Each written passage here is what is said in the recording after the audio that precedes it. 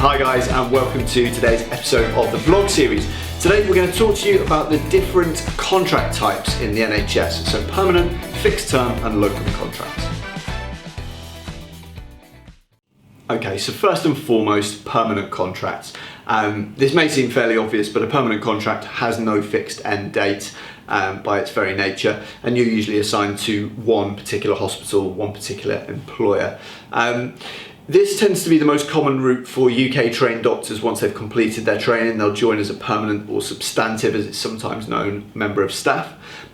For international doctors, it is less common to pick up a permanent contract immediately because the very nature of the visa system in the UK means that you have to have a fixed amount of visa time in order for you to satisfy the Home Office requirements. So it may be that you're on a fixed term contract rather than a permanent contract.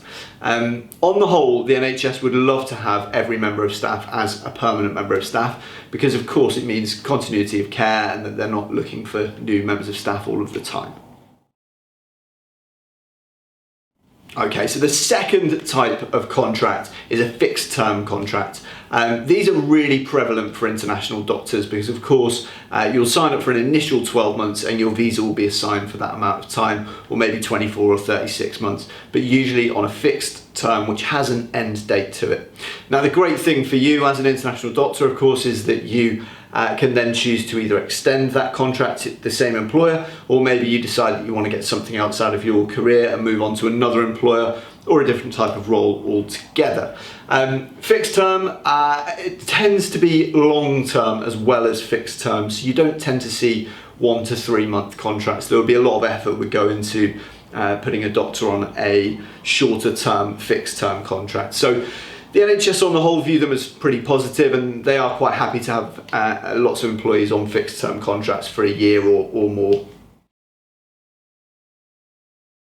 Okay, the third and final type of employment contract is locum or agency locum type contracts. Now these are for very short term contracts. They tend to be used by the NHS to cover things like someone calling in sick or some annual leave for a short amount of time.